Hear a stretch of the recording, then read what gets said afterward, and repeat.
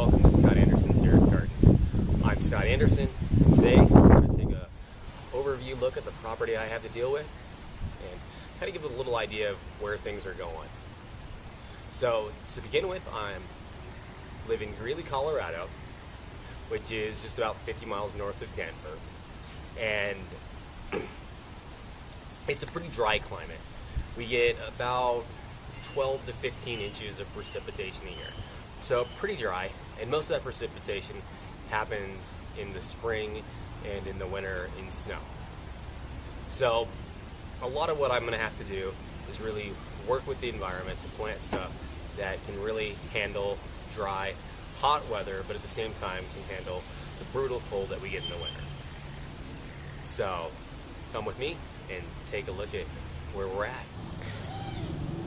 Okay, so to start with, here's the property I'm working with. This is my house.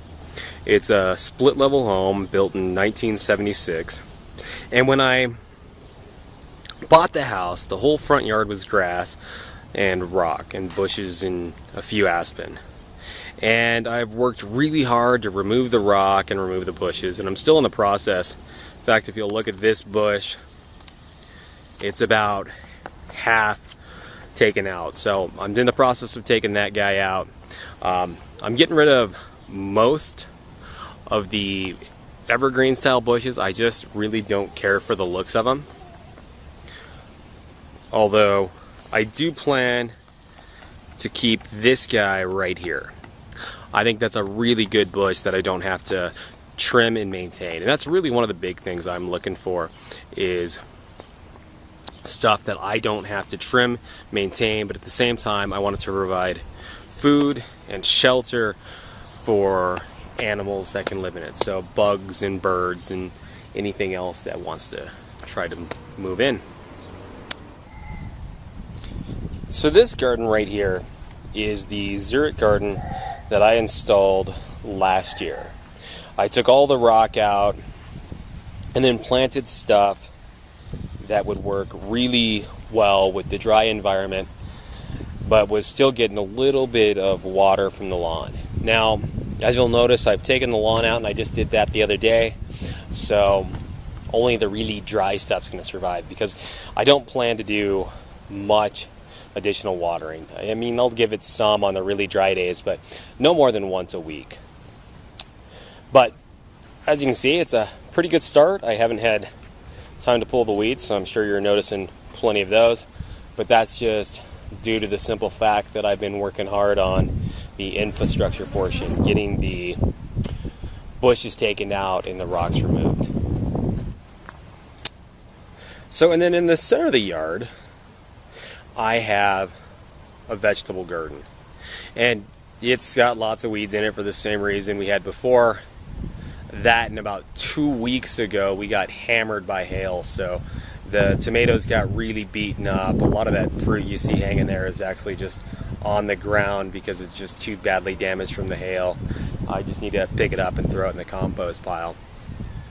But we got corn, we got tons of strawberries this year. They're doing really well, and I just like the idea of having a vegetable garden in the front yard. I think it's a really cool thing, and if I'm going to put a lot of time and effort and water into something, I might as well get some fruit or something useful out of it instead of a bunch of grass. And then right here is my latest project. I just did this on my last day off, and I pulled all the rock out of here. I need to come back through with the rake and get the rest of the little bits hanging out, but there were lots of big bushes and rock in here, so I had to take the bushes out and get the rock out.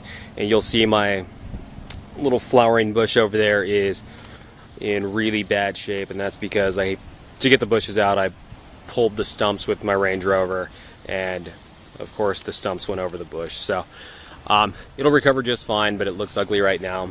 Unfortunately, part of what you have to do is make everything ugly before you can make it beautiful. You got to get the not so good stuff out and clean it all up, and then start putting the good stuff in. So up at the corner of the house we have a nice little garden that we put in. Well, it's ugly right now, but it will be nice. We ripped some bushes out. We put put most of the plants you see in last year. Unfortunately, nothing's done real well here. It's a tough place to plant because we end up with shade throughout the whole day, except for in the evening we get the western sun beating down on it, and it's just brutally hot, so it's hard to pick plants that do well there. My wife has requested that this garden is not xeric and that this is something she can throw lots of water at, so that makes it even harder for us, but we'll make it work. This is all a project. What you see right now is just a year of neglect, unfortunately. I've been working on everything else. And then at the front of the house, I have lots of bushes and vines and a couple of aspen trees. And I will be ripping all of this out and putting a patio in the future, but it's a little further down the list. Right now I'm working on everything else.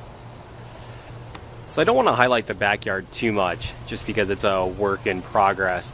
I'm sure I'll show it eventually, but just from a habitat standpoint, a couple good things I do have are some really nice big trees in the back, which will make xeriscaping the back a little bit difficult because I need to ensure I have enough water to support a couple of large trees back here. So it may not be as xeric as the front in the future, but it's definitely good for providing habitat. Having these big trees around gives the birds a place to nest and roost, and you also get squirrels, so that's all really good. The other great thing about the backyard is my location. I live right backed up to a big open space park.